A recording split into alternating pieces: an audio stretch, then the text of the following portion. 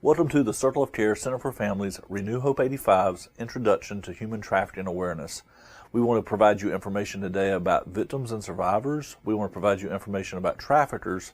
And we want to give you some ideas and some tips of things to look for and things to do if you suspect human trafficking is happening. Again, we hope you find this presentation informative. Let's begin by asking the question, what is human trafficking? In the southeastern United States, we predominantly have two different types of human trafficking.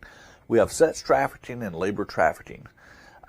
Sex trafficking, the legal definition is sex trafficking is a commercial sex act induced by force, fraud, or coercion, or in which the person induced to perform such an act has not reached the age of 18 years old. That's the federal definition. In the state of Alabama, we've raised that age to 19. The other type of human trafficking we commonly see in the Southeast is labor trafficking.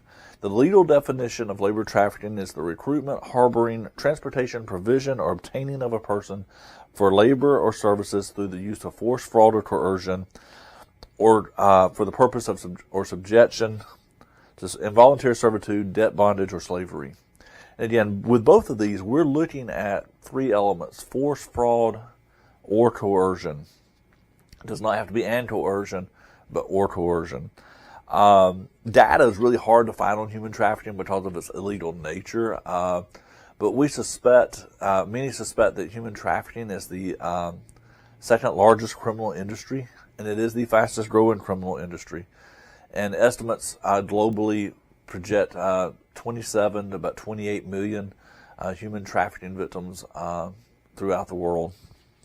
When we're talking about what is human trafficking, we talk about that element of force. Force can involve physical restraint, not all the time, but sometimes physical restraint, physical harm, sexual assault, beatings, anything that is of a forceful, violent nature to comply, to make the victim comply. Then there's fraud. Fraud involves false promises. It could be promising a job or a job at certain wages. Sometimes in our sex trafficking industry, we will find promises of love, maybe promises of marriage, and again, none of these promises are fulfilled. Earlier, we said talking about fraud, physical restraint, and a lot of times the imagery that we see when we see a headline on human trafficking, we have the idea of chains or ropes, but a lot of times it's coercion. Those chains are often invisible. It's not the physical restraints, it's the threats of physical harm. It's manipulation. With our labor trafficking victims, a lot of times the survivors are telling us that they came here legally, they had the legal paperwork, but the documents were confiscated.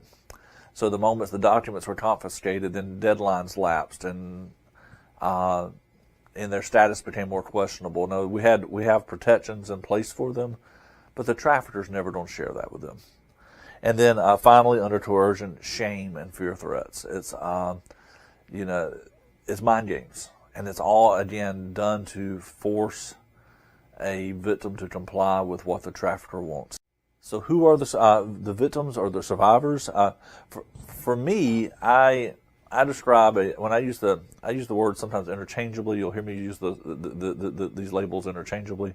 A victim is someone who is in an unsafe place in the trafficking world. A survivor is someone who's been recovered, who has made some very brave decisions that, to seek recovery either through the assistance of someone else or through their own efforts. There's many research studies that indicate that the average initial age of exploitation into human trafficking is somewhere between 14 and 16 years old. We fear that there's about 337,000 American youth that are at risk of being trafficked because of their runaway status. But again, victims can be literally anyone. People's always wanting what gender, what race, what age, what socioeconomic status. Victims can be literally anyone, but there are people more vulnerable. Here's some of the more common vulnerabilities.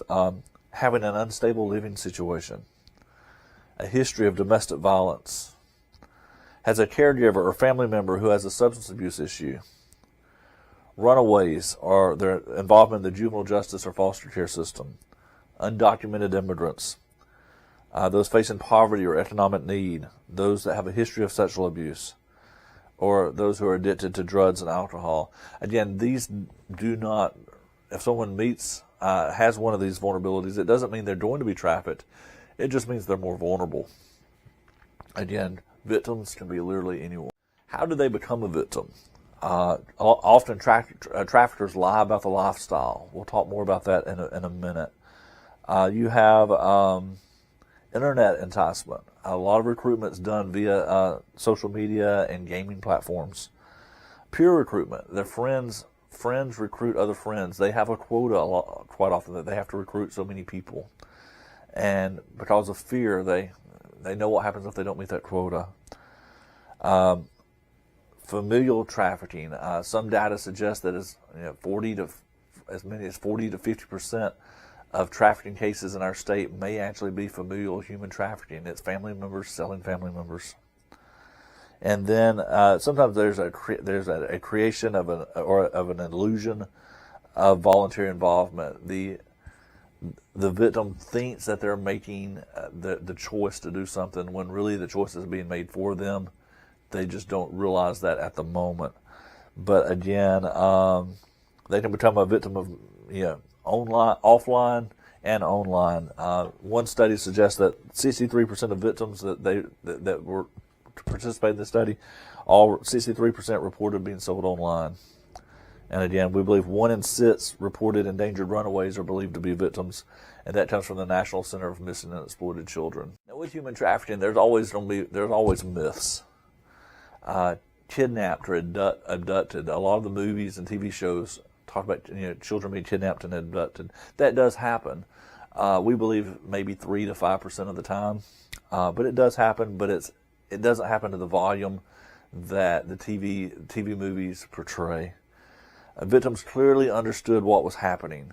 A lot of times they did not. They really thought, hey, this is my boyfriend, and he's saying that, hey, we have to do this to earn a little extra money so we can get married or we can move or whatever, to only find out in the future that he never really had those intentions. Victim was paid for services. If they are paid, they're usually paid very, very little. Victim had freedom of movement. Yes, a lot of times those chains are invisible, but the most powerful chain on the planet is fear. And if they know what happens to them if they try to run or try to escape, they freeze.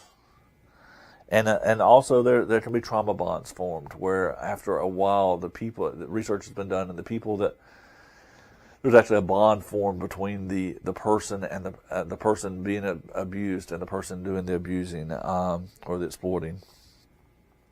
So those myths that they had opportunities to escape, yes, they may have to the outside observer, but when you really understand the way trauma and fear works, they really did not have an opportunity to escape. A lot of times people think trafficking involves crossing borders, that you have to cross, it happens overseas. And obviously it does, but it happens in every community in Alabama, probably, large and small. And again, one myth is victims will attempt to seek help when in public. Again, fear is a powerful, powerful, powerful chain. And quite often they do not try to seek help because they know the repercussions if they're caught asking for help. So we've talked about the victims. Let's talk about the traffickers. Traffickers can be literally anyone as well. One study that was done by Polaris was that 39% of people in that study reported being trafficked by an employer. 45% of the victims reported being trafficked by a family member. And 40% of victims are trafficked by an intimate partner of the victim. So traffickers, we talked about victims can be literally anyone. Traffickers can be literally anyone as well. The other thing to remember too is that the pornography industry and the human trafficking industry are so interwoven that you really cannot separate the two. So when we talk about who are the traffickers, those who are clicking on those images are either directly or maybe indirectly supporting the human trafficking industry. So be aware that pornography and human trafficking, again, they're so interwoven they cannot be separated. As we talked about traffickers, let's talk about how they operate. We talked earlier about force, fraud, and coercion and vulnerabilities. If someone has an unstable living situation, again, it's 28 degrees outside one night, a trafficker sees someone on the streets. I've got a warm place for you to stay, but this is what you got to do, to stay here. And a lot of times it's not that conversation doesn't happen immediately. It happens days later. There's a grooming process. Again, if someone has a history of domestic violence, sometimes they may actually promise safety. I'll keep you safe. I won't let anybody do to you what's been done to you in the past. And again, it happens, but again, there's a grooming process. One vulnerability has a caregiver, a family member who has a substance abuse issue. A trafficker will trade a drug to that family member for their loved one. Again, runaways, those who feel disconnected from families, they're looking for they're looking for a place, they're looking for a family, and traffickers offer that. I will give you a sense of family. I will give you a place. And again, in that moment for a runaway or someone who's totally disconnected from family, it may appear to be the only choice. Undocumented immigrants, again, the legal process sometimes can take up to 9 months, 6 to 9 months, just to get the paperwork to get an I-9 to legitimately work. And so in that time frame, they're vulnerable not just to labor trafficking in the worst case, labor exploitation in the best case, but they're vulnerable. Those facing poverty or economic need, again, an illusion is created that I will provide for you if you provide this service for me. And again, it may feel voluntary on the front end, but in human trafficking, it quickly becomes involuntary. A history of sexual abuse, again, is a vulnerability. Addicted to drugs or alcohol, again, I'll provide you this drug if you provide this service. And while the victim may feel like they have some control initially, they lose control fairly quickly, and the trafficker has complete control. People always ask, why does this happen? At the end of the day, it's money. When I first started doing these presentations about 10 years ago, we believed human trafficking to be a $32 billion a year industry. A few years later, we found it was estimated to be a $150 billion a year industry. And today, the most recent number I've seen was $236 billion a year industry. If it were $32 billion, that is more. That's more money than all 3 U.S. major sports combined. The revenue off 3 major U.S. major sports: baseball, football, and basketball. Where does this happen? Human trafficking happens throughout the state. You'll see it commonly on interstate corridors because human trafficking does involve movement. But when we start talking about when we start talking about familial human trafficking can happen in any community in Alabama, no matter how large or how small. Human trafficking can happen anywhere. We talked earlier about internet enticement when it came to recruitment of victims.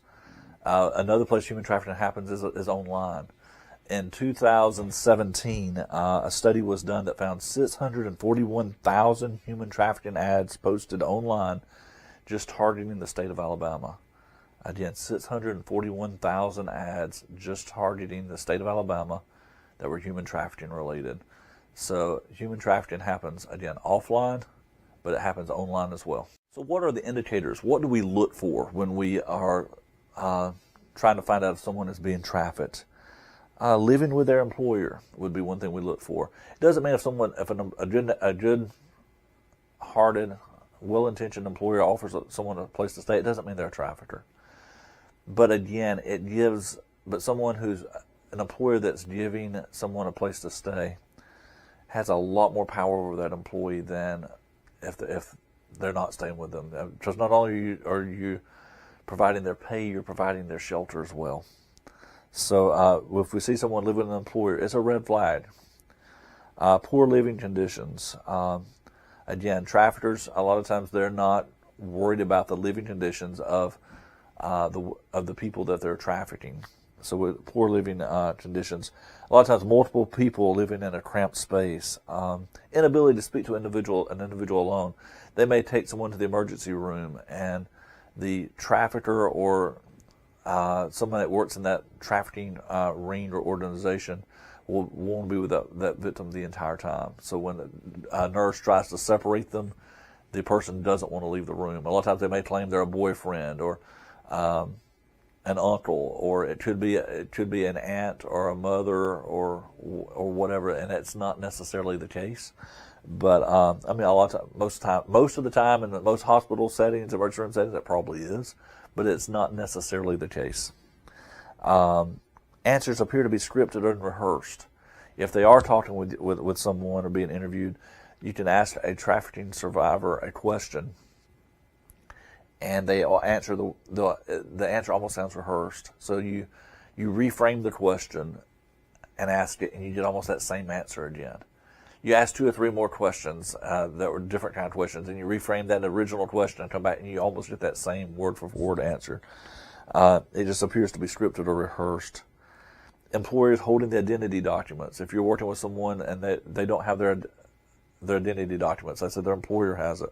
Again, red flag. Signs of physical abuse. Submissive or fearful. Unpaid or paid very little. And by the federal definition, 18, state definition, state of Alabama definition, 19, but under 18 or 19 and in prostitution, it's automatically human trafficking. Again, these are just things we look for. If we see one thing, it could be human trafficking, it may not be. If we see 2, again, it could or could not be. The more we see, the more concerned we should be, though.